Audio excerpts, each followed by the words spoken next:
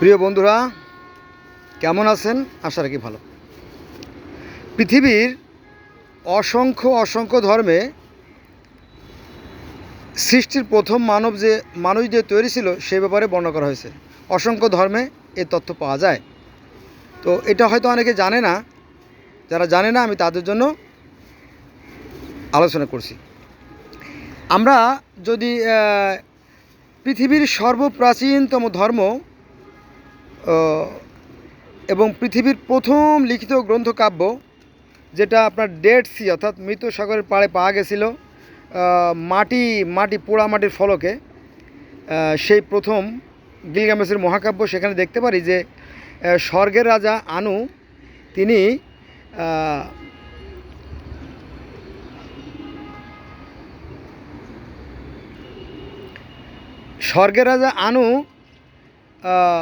দেবী আরুরু, আমরা মুসলমানরা যাকে ফেরেশতা হিসেবে জানি, তো তারা তাকে বলে দেবতা অথবা দেবী।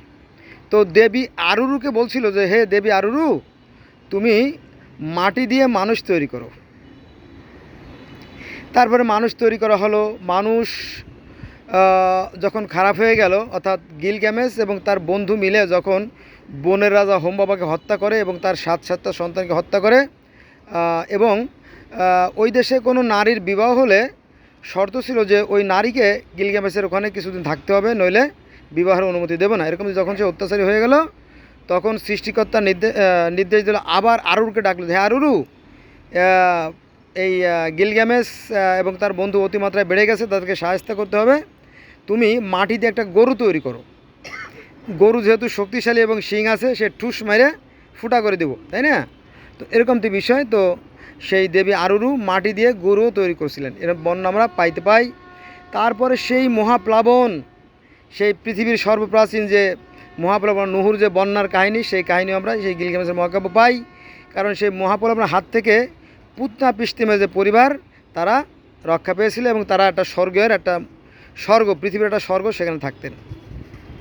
এখানে স্বর্গর যে রাজা আনু, সে কথাও আছে। আবার সেই স্বর্গরাজ্যে অমরত্ব লাভ করেছিলেন কে? পুতনা পিস্তিমের পরিবার। সে কাহিনী আমরা জানতে পারি। এমনি বিশাল কাহিনী, সেখানে যাব না। আমরা বয়সের দিক থেকে যদি আমরা সর্বপ্রাচীন আর একটা ধর্ম যাই, সেটা হচ্ছে মিশরীয় ফারাও রাজার ধর্ম। মিশরীয় দের মধ্যে প্রায় 3000 থেকে 3500 বছর তারা রাজত্ব করেছিল। তাতে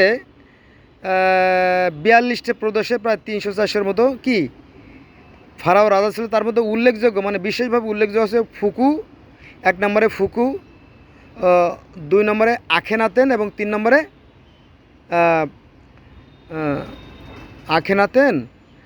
ফুকু, আর আছে আপনার আমনরা। এই 3 জনের নাম বিশেষভাবে উল্লেখযোগ্য, মানে এরা খুব বিখ্যাত ছিল। এবং আপনারা জানেন যে পৃথিবীর মধ্যে সর্বপ্রথম সভ্য জাতি হচ্ছে মিশরীয়রা। কারণ তারা জ্ঞান বিজ্ঞানে এতই বেশি উন্নত হয়ে গেছিলো, তারা চিকিৎসাশাস্ত্র, মমি তৈরি করা, পিরামিড তৈরি করা, তারপরে ক্যালেন্ডার তৈরি করা, তারপরে 500-র মতো ঔষধ আবিষ্কার, তারপরে লিখন পদ্ধতি, চাকার আবিষ্কার, তারপরে জল ঘড়ির আবিষ্কার, ক্যালেন্ডার আবিষ্কার, জ্যোতিষশাস্ত্র, ইত্যাদি ইত্যাদি। তারা উন্নয়নের জোয়ার বয়ে দিয়েছিল পৃথিবীর মধ্যে প্রথম এই মিশরীয়রা। যাক, সেখানে যাব না। তো সেই মিশরীয় ধর্মে আমরা দেখতে পারি যে সেই সৃষ্টিকর্তা, যিনি স্বর্গের যিনি রাজা, তিনি ছিলেন কে? রা হচ্ছে অদৃশ্যের দেবতা। তিনি হচ্ছে আটুম, অর্থাৎ এক এবং অদ্বিতীয় ঈশ্বর। আমরা যেমন মুসলমানরা বলি আল্লাহ এক অদ্বিতীয়, সেই মিশরীয় যারা রাজা, তারাও নিজেদেরকে ঈশ্বর বলতো। একথা সত্য, তারা নিজেদেরকে ঈশ্বর বলতো, কারণ তারা ছিল ঈশ্বরের পুত্র। তারা সৃষ্টিকর্তাকে বলতো মহা ঈশ্বর, আর তাদেরকে বলতো কি? ঈশ্বর।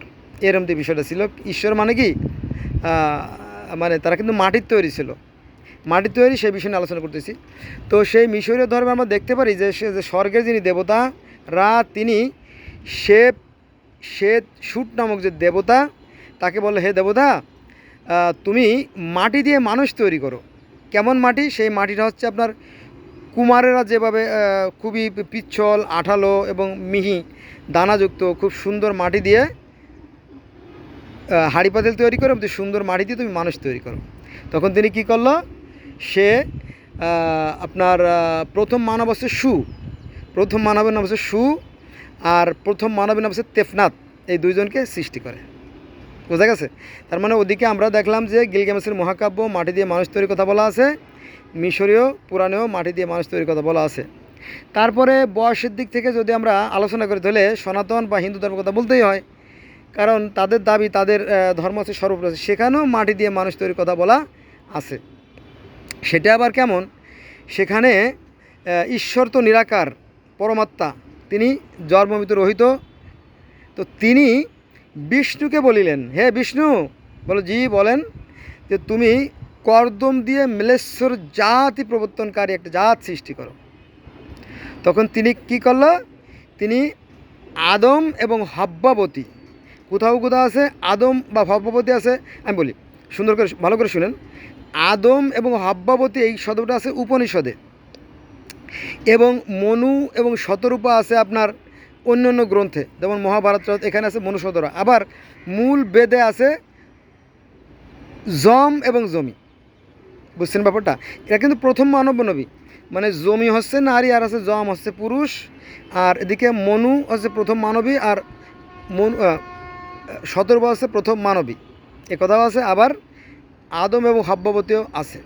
আবার তারা যে পাপ বৃক্ষে নিচে দর্শন করছিল এবং রম্যফল ভক্ষণ করছিল, ফলে তারা উদম্বর হয়ে যায়। মানে উদম্বর শব্দটা বুঝবেন না, মানে উলঙ্গ হয়ে যায়, মানে তাদের যে পোশাক ছিল সেই পোশাকটা খসে যায়। এ কথা আমাদের কোরআন শরীফে নাই, তবে আপনার ওই কি বলে সহি যে গ্রন্থগুলো আছে হাদিস, সেখানে কিন্তু এই বলা আছে যে আদম হওয়া যখন সে নিষিদ্ধ ফল খাইলো তখন তাদের জান্নাতে পোশাক খুলে গেল, তারপরে তারা সেই জান্নাতের পাতাপত দিয়ে নিজের লজ্জাবরণ করেছিল। এমনি বিশাল বিশাল কাহিনী আছে, সেখানে গেলে আমার আর আজকের ভিডিও করা হবে না। ঠিক আছে? তাহলে আমরা দেখলাম কোথায়, 1 নম্বরে গিলগামেশের মহাকাব্য, 2 নম্বরে মিশরীয় পুরাণ, আর 3 নম্বরে কি সনাতন বা হিন্দু ধর্ম, এবং 4 নম্বরে গ্রিক ধর্ম এবং রোমান ধর্ম, 5 নম্বরে 5টা 6টা ধর্ম চলে আসলো। তো সেখানে স্বর্গের যিনি দেবতা, গ্রিক ধর্মের স্বর্গের দেবতা হচ্ছে জিউস, আর রোমান ধর্মের স্বর্গের রাজা আছে ইউরেনাস। তো স্বর্গের রাজা জিউস এপিমিথিউসকে বলল, এপিমিথিউস প্রমিথিউস দুজনকে দায়িত্ব দিল যে তোমরা একজনে, অর্থাৎ এপিমিথিউসকে বললো যে তুমি জীব জন্তু গাছপালা লতা পাতা কীট পতঙ্গ গুল্ম ঘাস যাবতীয় সৃষ্টিকুল তৈরি করো। আর প্রমিথিউসকে বলা হলো, হে প্রমিথিউস, তুমি সুন্দর করে মাটিতে দিয়ে মানুষ তৈরি করো। তখন যেহেতু প্রমিথিউসের কাজটা একটু গুরুত্বপূর্ণ, যদিও সিম্পল কাজ মানুষ তৈরি, এই প্রমিথিউস সুন্দর করে মানুষ তৈরি করলেন। হ্যাঁ, মানুষ তৈরি করলেন। মানুষ যখন তৈরি করা হয়ে গেল তখন জিউসকে বললো, হে জিউস, আমার তো মানুষ তৈরি করা শেষ হয়ে গেছে, কি করা যায়?